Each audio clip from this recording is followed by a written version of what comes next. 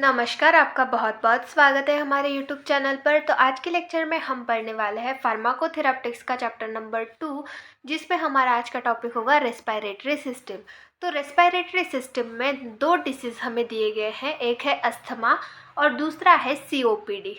तो अस्थमा के बारे में हमने लास्ट लेक्चर में पूरा पढ़ लिया है। अगर आपने वो लेक्चर नहीं देखा होगा तो आप हमारे चैनल पर जाकर देख सकते हैं। और अगर आपको हमारी ये कोशिश अच्छी लगती हो तो प्लीज़ हमारे चैनल को लाइक करिए, अपने दोस्तों के साथ भी शेयर करिए और नए हैं तो सब्सक्राइब करिए। तो आज के इस लेक्चर में हम सीओपीडी के बारे में पढ़ेंगे। सीओपीडी मतलब क्रोनिक ऑब्स्ट्रक्टिव पल्मोनरी डिसीज़। तो क्रोनिक ऑब्स्ट्रक्टिव पल्मोनरी डिसीज़ को ही हम सीओपीडी बोलते हैं। तो सीओपीडी मतलब क्या होता है, आइए देखते हैं। COPD is a group of respiratory tract disease that are characterized by airflow obstruction। तो COPD जो है, ये जो क्रोनिक ऑब्स्ट्रक्टिव पल्मोनरी डिसीज़ है, ये एक रेस्पिरेटरी सिस्टम का डिसीज़ है, रेस्पिरेटरी ट्रैक्ट का डिसीज़ है। ये group of respiratory tract disease है, मतलब यहाँ पर एक ही कंडीशन नहीं आती, यहाँ पर एक से ज़्यादा कंडीशंस आती है। तो ऐसा ये ग्रुप है, रेस्पिरेटरी ट्रैक्ट डिसीज़ है that are characterized by air flow obstruction. इसमें क्या होता है, एयर फ्लो ऑब्स्ट्रक्शन मतलब जो हम सांस लेते हैं, एयर फ्लो जो होता है हमारे रेस्पिरेटरी ट्रैक्ट में से वो ऑब्स्ट्रक्ट होता है, मतलब जो एयर फ्लो होता है वो प्रॉपरली नहीं होता है, उसमें कुछ ऑब्स्ट्रक्शंस होते हैं। तो उसकी वजह से कुछ कंडीशंस अराइज होती हैं हमारे बॉडी में, कुछ ग्रुप ऑफ कंडीशंस अराइज होती हैं, उन्हीं को हम बोलते हैं क्रोनिक ऑब्स्ट्रक्टिव पल्मोनरी डिसीज़। तो इस तरीके से क्रोनिक ऑब्स्ट्रक्टिव पल्मोनरी डिसीज़ होता है जो कि एक रेस्पिरेटरी ट्रैक्ट डिसीज़ है। It is usually cause by tobacco smoking but can be also cause by dust. तो ये ज़्यादातर टोबैको की वजह से होता है, टोबैको लेने की वजह से होता है, स्मोकिंग की वजह से होता है और साथ में ये डस्ट की वजह से भी हो सकता है। The condition include are. तो कंडीशंस यहाँ पर कौन कौन सी इंक्लूड होंगी वो हम यहाँ पर देखेंगे। तो जैसे हमने सबसे पहले देखा था कि ये एक ग्रुप है, group of respiratory tract disease है। तो इसमें कौन कौन से कंडीशंस आते हैं, सबसे पहला है क्रोनिक ब्रोंकाइटिस। तो ये जो क्रोनिक ब्रोंकाइटिस है, ये एक ऐसी कंडीशन है जिसमें हमारे ब्रोंकाई जो है वो अफेक्ट होते हैं। तो इसके बारे में भी हम आगे पढ़ेंगे। और सेकंड कंडीशन है इम्फाइसेमा।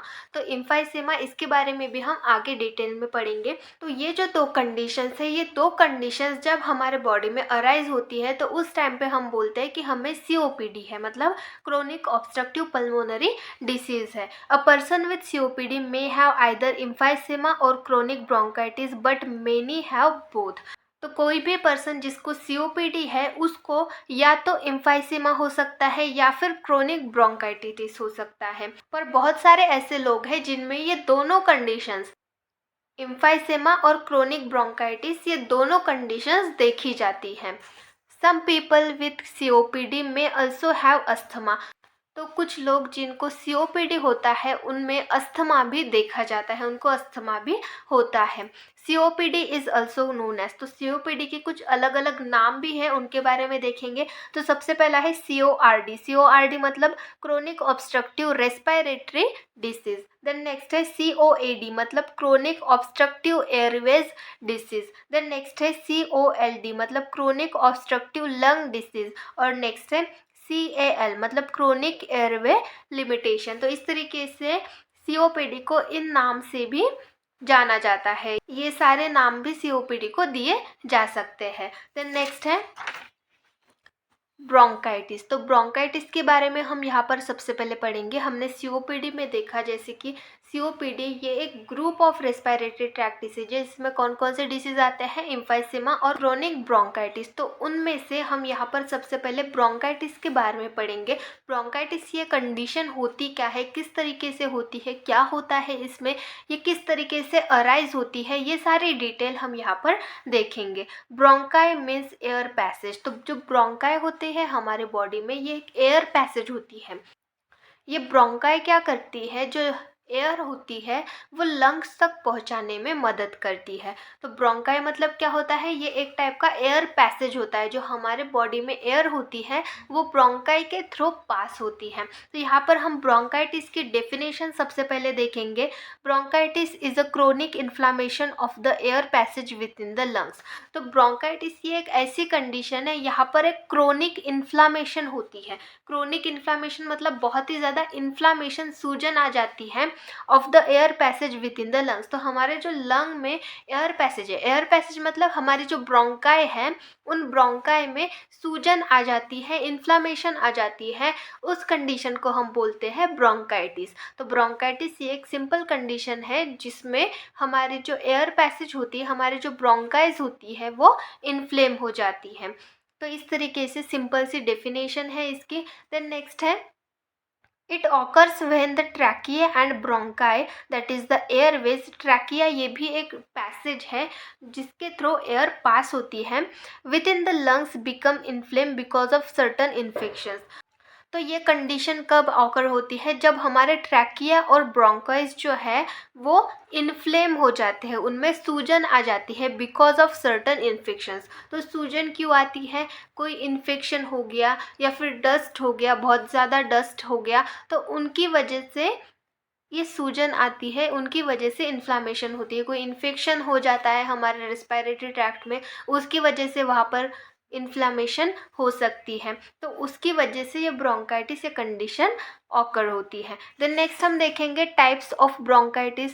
तो ब्रोंकाइटिस के यहाँ पर हमें कुछ टाइप्स दिए गए हैं, उनके बारे में देखेंगे। तो सबसे पहला टाइप है एक्यूट ब्रोंकाइटिस।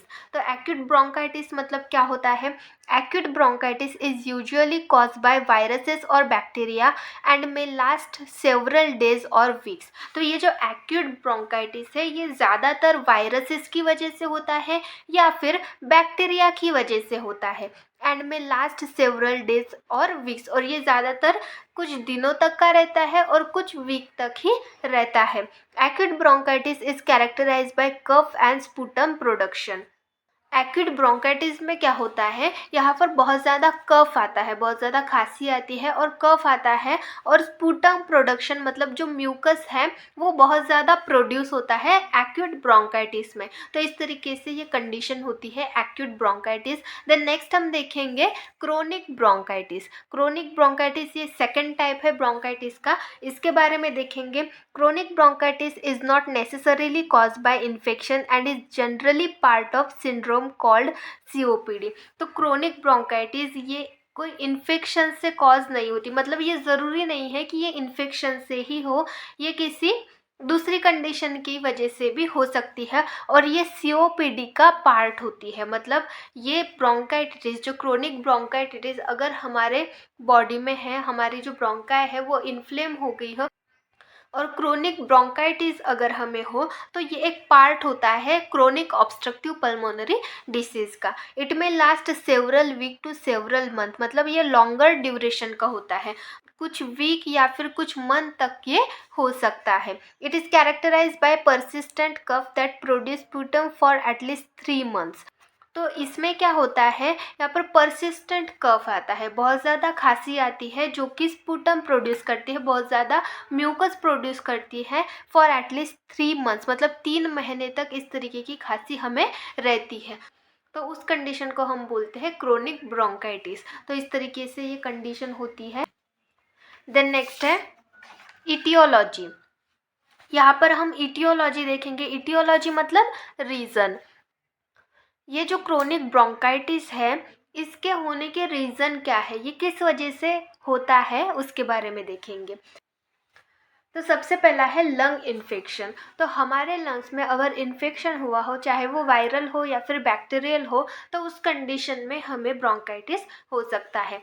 देन नेक्स्ट है एयर पोल्यूशन। अगर आपके सराउंडिंग की एयर जो है वो पोल्यूटेड है, बहुत ही ज़्यादा पोल्यूशन है आपके सराउंडिंग एयर में, तो उस कंडीशन में भी क्रोनिक ब्रोंकाइटिस ये कंडीशन ऑकर हो सकती है। देन नेक्स्ट है स्मोकिंग। स्मोकिंग करने से भी क्रोनिक ब्रोंकाइटिस हो सकता है। वायरसेस, जैसे कि मैंने बताया था, वायरल इन्फेक्शन में भी क्रोनिक ब्रोंकाइटिस होता है। देन बैक्टीरियल इन्फेक्शन हो गया। देन नेक्स्ट है repeated irritation and damage of the lung. अगर बार बार हमारे लंग में इरिटेशन हो रही हो, बैक्टीरिया की वजह से हो या फिर डस्ट की वजह से हो या फिर कोई भी चीज़ हो, ऐसे इरिटेंट्स हो जो कि हमारे रेस्पिरेटरी सिस्टम को इरिटेट कर रहे हो, तो उस कंडीशन में हमारे जो ब्रोंकाई है, हमारा जो रेस्पिरेटरी ट्रैक्ट है, वो डैमेज होने लगता है और इसकी वजह से क्रोनिक ब्रोंकाइटिस इस तरीके की कंडीशन ऑकर होती है। तो इस तरीके से ये कुछ इटियोलॉजिकल फैक्टर्स हो गए। इन सारी चीज़ों की वजह से हमें क्रोनिक ब्रोंकाइटिस हो सकता है। देन नेक्स्ट हम देखेंगे पैथोफिजियोलॉजी। पैथोफिजियोलॉजी मतलब डेवलपमेंट। हमारे बॉडी में ये जो कंडीशन है, ये क्रोनिक ब्रोंकाइटिस, ये कंडीशन किस तरीके से डेवलप होती है। हमने ये तो देख लिया कि ये बैक्टीरियल इन्फेक्शन से हो सकता है या फिर वायरल इन्फेक्शन के वजह से हो सकता है, एयर पोल्यूशन की वजह से हो सकता है, स्मोकिंग की वजह से हो सकता है। तो ये सारे रीजंस हमने देखे कि इनकी वजह से हो सकता है, पर किस तरीके से होता है, हमारी बॉडी में डेवलप किस तरीके से होता है, वो हम पैथोफिजियोलॉजी में देखेंगे। तो सबसे पहले इटियोलॉजिकल एजेंट्स जैसे कि बैक्टीरिया हो गया, वायरसेस हो गया, इन्हीं की वजह से क्रोनिक ब्रोंकाइटिस होता है ना। तो सबसे पहले इटियोलॉजिकल एजेंट्स यहाँ पर आएंगे। कोई भी पैथोफिजियोलॉजी आप पढ़ेंगे तो वहाँ पर सबसे पहले जो इटियोलॉजिकल एजेंट्स होंगे वो आएंगे स्टार्टिंग में, क्योंकि वही तो हमारे बॉडी में डेवलप कर रहे हैं ना। तो सबसे पहले इटियोलॉजिकल एजेंट्स, तो इटियोलॉजिकल एजेंट जैसे कि बैक्टीरिया और वायरस, जब कोई भी बैक्टीरिया और वायरस हमारे बॉडी में एंटर होते हैं तो क्या होता है, micro organism enter in respiratory tract by droplet inhalation. तो जैसे बैक्टीरिया हो गया या फिर वायरस हो गया, तो ऐसे जो माइक्रो ऑर्गेनिज्म होते हैं वो हमारे रेस्पिरेटरी ट्रैक्ट में एंटर होते हैं by droplet inhalation. By droplet inhalation मतलब कोई हमारे बाजू वाला पर्सन है जिसको बहुत ही ज़्यादा खांसी हुई है और वो ऐसी कोई कंडीशन से गुजर रहा है, जैसे ब्रोंकाइटिस हो गया या फिर कोई उसको बैक्टीरियल या फिर वायरल इन्फेक्शन हुआ है, और वो ऐसे ही खांस रहा है हमारे सामने, जिसकी वजह से जो ड्रॉपलेट है, उसके जो ड्रॉपलेट्स है वो हमारी बॉडी पे आ रहे हैं, तो उनके थ्रू भी जो माइक्रो ऑर्गेनिज्म होते हैं, जो बैक्टीरिया और वायरसेस होते हैं, वो हमारे रेस्पिरेटरी ट्रैक्ट में एंटर कर सकते हैं। माइक्रो ऑर्गेनिज्म हमारे रेस्पिरेटरी ट्रैक्ट में एंटर होते हैं तो वहाँ पर इन्फ्लामेशन ऑकर होता है। अब इन्फ्लामेशन अपने आप तो ऑकर नहीं होने वाला। जब कोई भी फॉरेन पार्टिकल मतलब कोई भी बाहर की चीज़ हो जो कि हमारे बॉडी के लिए हार्मफुल हो, वो हमारे बॉडी में एंटर हो जाए, तो उस कंडीशन में हमारी जो एंटीबॉडीज़ है वो उस पर अटैक करती है। तो इसी तरीके से जब कोई भी माइक्रो ऑर्गेनिज्म हमारे रेस्पिरेटरी ट्रैक्ट में एंटर होता है तो उस कंडीशन में हमारे मास्ट सेल होते हैं वो एक्टिव हो जाते हैं और वो कुछ ऐसे सब्सटेंस रिलीज करते हैं जिसकी वजह से वहाँ पर इन्फ्लामेशन कॉज होती है। वो सब्सटेंस क्यों रिलीज करते हैं, ताकि जो माइक्रो ऑर्गेनिज्म है को वो ख़त्म कर सके, जिसकी वजह से हमें फर्दर इन्फेक्शन ना हो, इसके लिए वो कुछ सब्सटेंस रिलीज करते हैं। तो उनकी वजह से क्या होता है, हमें वहाँ पर इन्फ्लामेशन होता है। तो इन्फ्लामेशन हो गया, उसके बाद क्या होता है, mucus lining of bronchi become irritated and swollen. तो जो म्यूकस लाइनिंग मतलब हमारे जो ब्रोंकाई की सबसे अंदर की जो लेयर होती है, तो वो क्या होती है, इरिटेटेड होती है और स्वोलन होती है।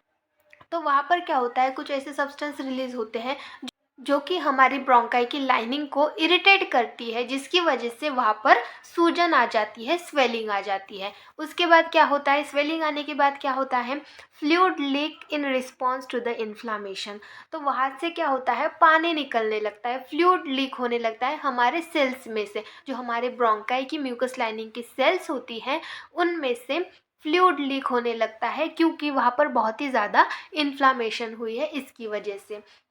अगर हमें इंजरी हुई है तो इंजरी होने के बाद वहाँ का जो पार्ट है वो फूल जाता है, वहाँ पर स्वेलिंग आ जाती है। और अगर हम वहाँ पर अच्छे से ध्यान ना दें, उसकी अच्छे से केयर ना करें, तो वहाँ पर पस फील होने लगता है, मतलब वहाँ पर जो पस है वो जमा होने लगता है और वहाँ पर स्वेलिंग और भी ज़्यादा बढ़ जाती है। तो इसी तरीके से हमारे जो ब्रोंकाई की लाइनिंग होती है, हमारे जो ब्रोंकाई की सेल्स होती है वो इरिटेटेड होती है और वहाँ पर स्वेलिंग आ जाती है, सूजन आ जाती है और वहाँ पर भी फ्लूइड जो है वो फॉर्म होने लगता है। और इन्फ्लामेशन बहुत ही ज़्यादा बढ़ने की वजह से वो फ्लूइड हमारे ब्रोंकाई में लीक होने लगता है, जिसकी वजह से क्या होता है, कॉज कफिंग, जिसकी वजह से हमें खांसी आती है, हमें बहुत ही ज़्यादा खांसी आती है, बहुत ही ज़्यादा खांसी आने की वजह से क्या होता है, अल्वियोलर फ्लूइड इंक्रीज हो जाता है। तो आपको अल्वियोलाई के बारे में पता होगा, हमारे लंग्स में छोटे छोटे ball like structure, balloon like structures होते हैं जिनको हम अल्वियोलाई बोलते हैं। वो अल्वियोलाई क्या करते हैं, जो गैसेस है एक्सचेंज करते हैं, O2 और CO2 को एक्सचेंज करते हैं हमारे सेल्स के थ्रू।